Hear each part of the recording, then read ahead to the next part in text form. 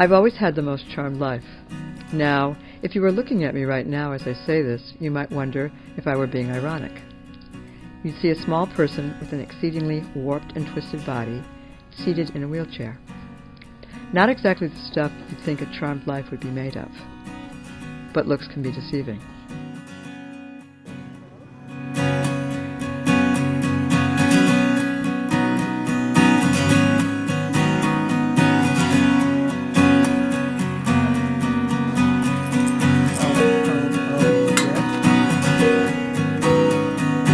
I live just with my service dogs, and so without a dog, I would need a person to come and take care of me. They help me with very basic things, picking things up off the floor if I drop them, opening and closing doors. I've taught Saint through the years. She helps me get dressed and undressed. She helps me get in and out of bed. She gives me support when I use the bathroom. Without a service dog, I would need a person to come in and do all of those things. And so having a service dog is a lot of independence because they're always with you and they enjoy doing it. For me, it's much better than being dependent on people coming because of weather and all these different things. Well, I mean, I kind of knew about service dogs and knew about disabilities from my own life experiences.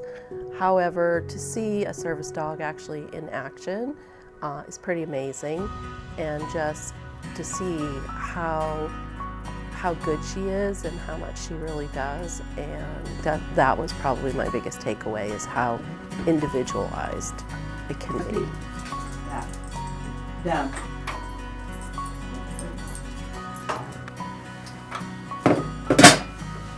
Stay.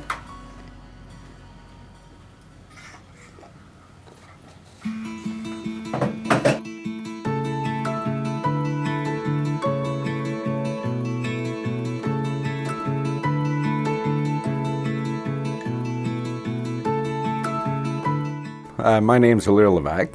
I am a carpenter at the University of Maine at Presque Isle. And Dr. J was introduced to me by actually Dave St. Peter, who was the former director here of facilities at UMPI, indicating that Dr. J might need some of my assistance. That was about 8 years ago, actually. Beautiful home to start with. Just the accessibility was an issue. Bathroom, kitchen, garage, decks, washrooms, all those areas that we take for granted, but an individual in a wheelchair just doesn't have that accessibility. So we, first and foremost, I think the bathroom was the first project that we did.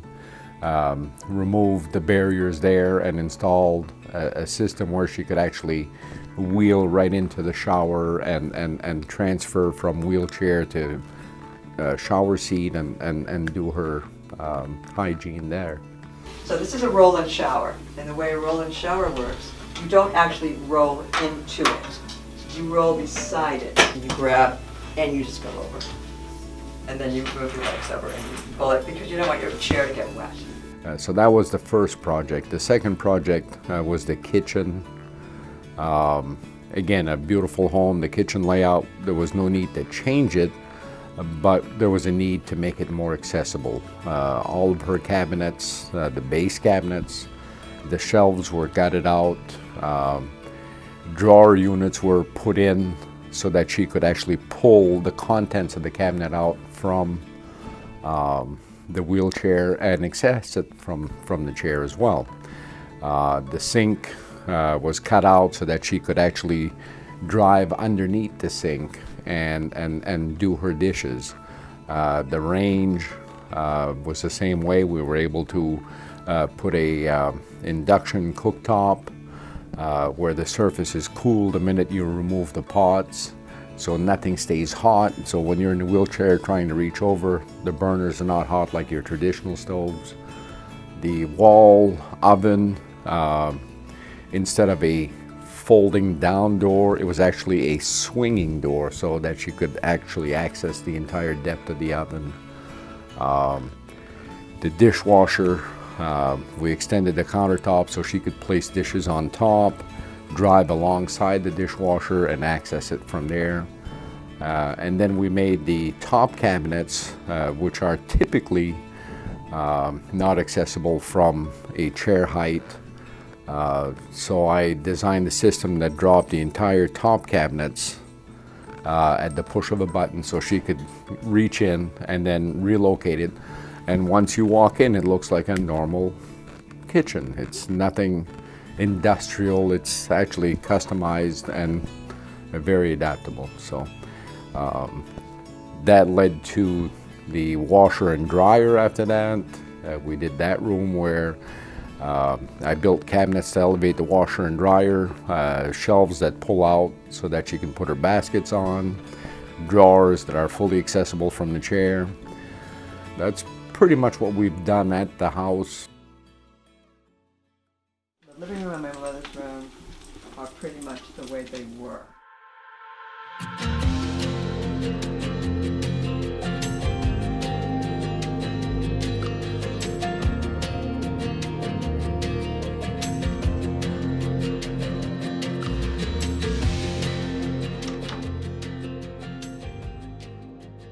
Next to the bed, and then you notice that my bed is high. It's got a box spring, and so I wouldn't be able to get into this bed if the chair didn't elevate. So I elevate the chair, and then I put the arm back, and then I usually pull the covers down, by the way, and then I go into the bed, and then I get my associate, Saint, to come over, and then I say to Saint, nudge, and so she nudges my feet up so that I am in position.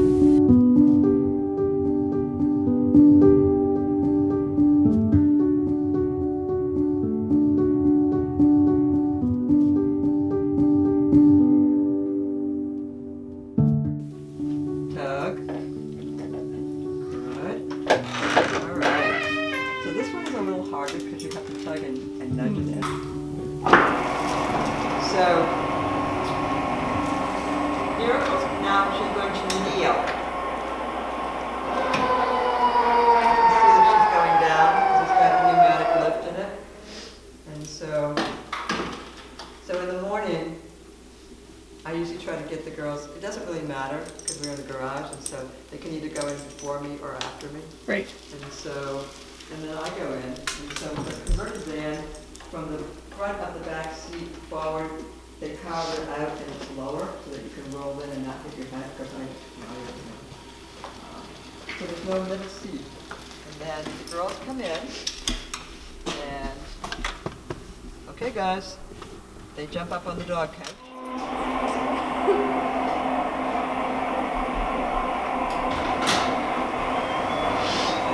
What I do is I lock into this device.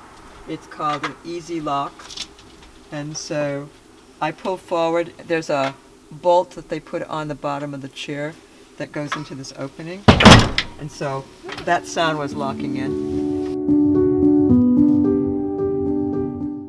Your dog doesn't suddenly die, so your dog is aging.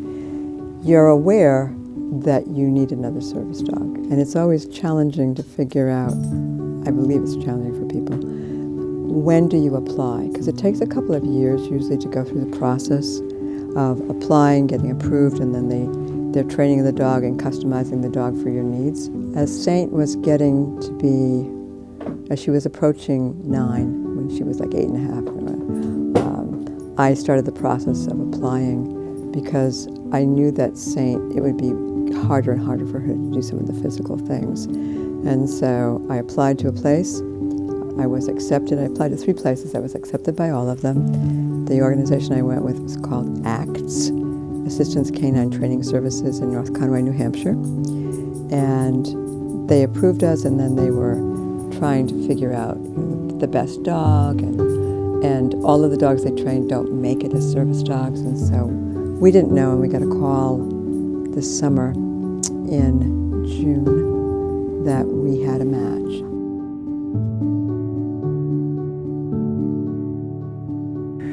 I felt for Dr. J because transitioning,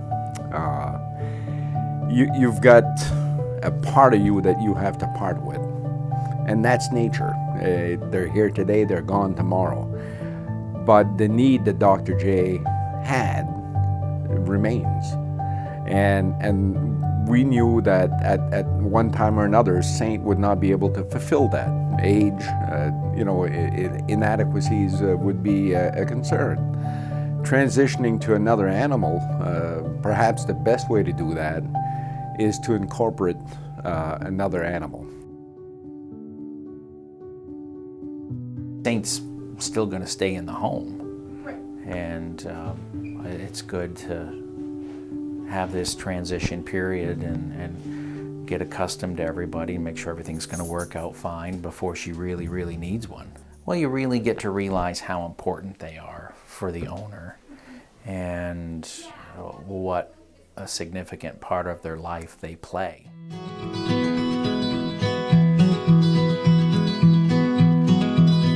My name is Kim Ann Perkins.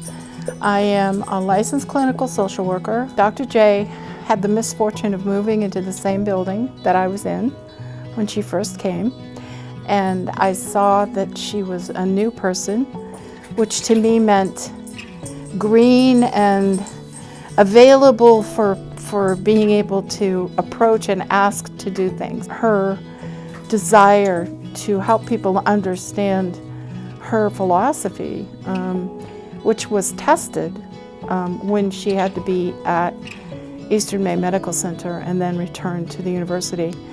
Lots of people saying no. Lots of people saying you can't do that yet. Lots of people saying you have to do this and this and this first. Having the frustration of people just not listening. I think it was more about that just constant sense of no, you can't, rather than yes, you can.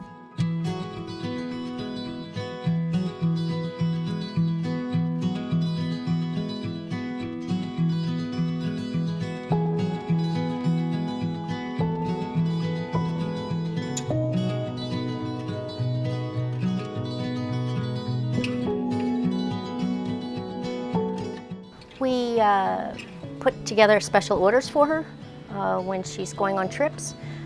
She asks me ahead of time what she can, what she wants. We get it in, if at all possible, have it all boxed up and ready to go for her when she comes in. In her regular shopping experience, we try to help her get any items that she possibly can't reach, or if heavy items, we bring them right to the register for her. So when she's ready to check out, they're there for her. We love having them come in, and we see them every week. It's nice to see Dusty as she's going through her training.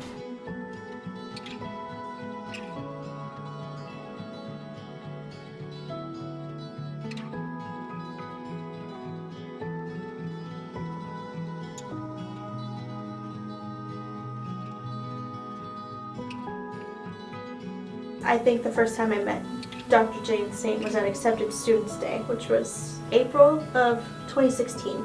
In classes the semester before she got Dusty, like in the spring, she had talked about like doing the sign-ups and everything for a new service dog, but she hadn't said that she was getting a service dog like right now. So when I was walking down the hall and she was like, I have a new service dog, just like wait there for a second. I was like, whoa, okay. So it was a big shock, but I was really excited to see how the process and how the transition was going to work.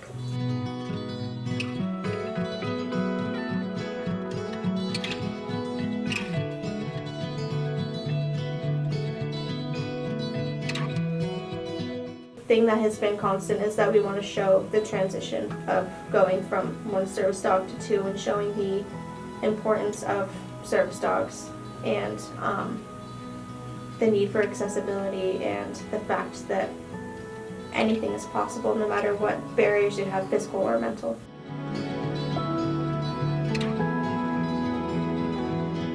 So I think it's really important to normalize these things more and be like, you have a wheelchair, let's build you a house that has this, and like make it like a normal thing that's not rare because I never would have guessed that you had those remote things that went down. I would have just guessed that you don't use them, which isn't really fair for you because you should be able to because it's your house.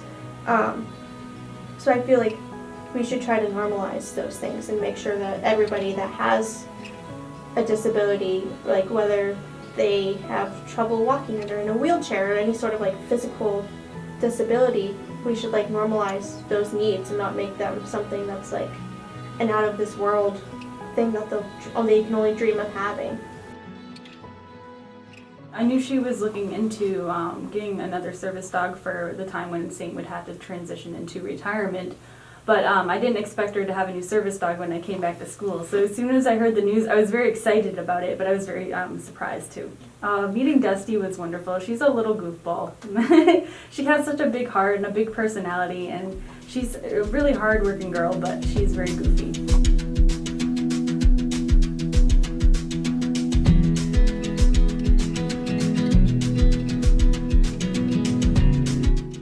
So I think it's also put a little spark in me for the advocacy side of things because it's not okay that she doesn't get to do things the way that everybody else does because of something she can't control. And that's how it is all over the place. There are tons of people that are treated differently or have to do things differently, which it's okay for people to have to do things differently, but to be like singled out or like looked at in a different way because they have to, even though they have no control over it. So I feel like it's just like brought a lot of awareness for the need of advocacy.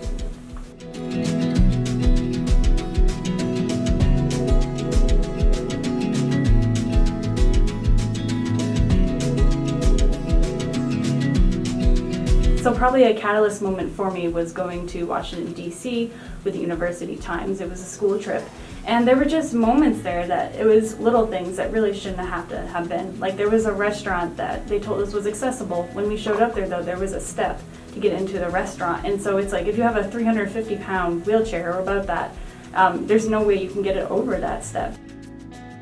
I think this will definitely have a lasting effect on people because you just have, it's kind of like a domino effect. One person learns about something and then they pass on that information to the next person and the next person, and suddenly a lot more people are aware about something. And so that's why I think it will have a lasting effect. We'll have, people watch it, hopefully people will share it and, consume it, and it will just teach people.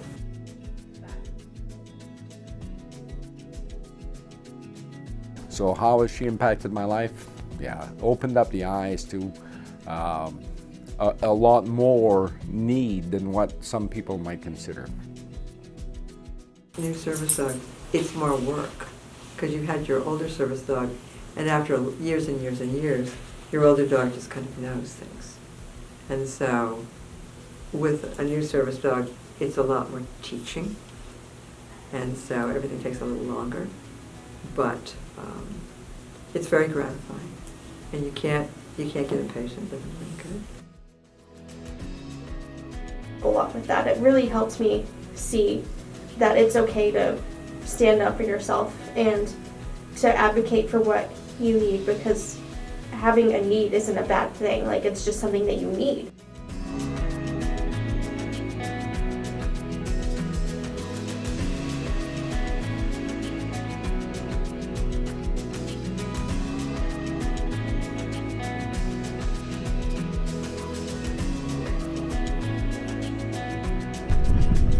Good girl!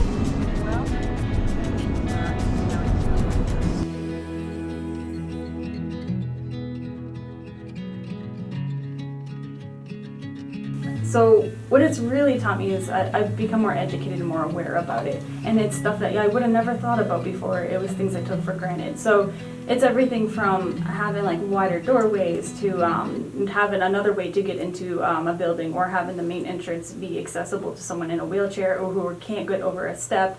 It's about making sure that doors have the automatic open buttons.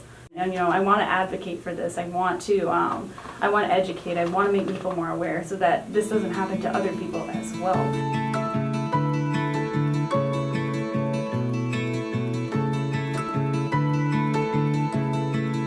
To me, I never really thought about somebody having more than one service animal. like when she did like introduce it and when she had to, I never was like, oh, this is weird, like this is a bad thing, but it was just never really.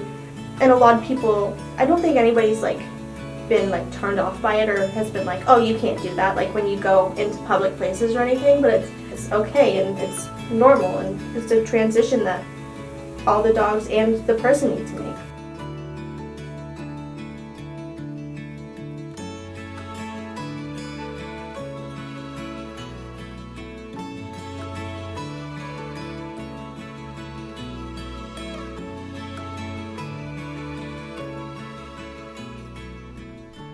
We all have things that limit us, things that hold us back.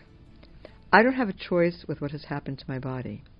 But if I did, I think that I would choose the physical challenges any day over those that are mental, spiritual, emotional. Mine are concrete and fairly straightforward to address. How much harder to deal with the inner demons?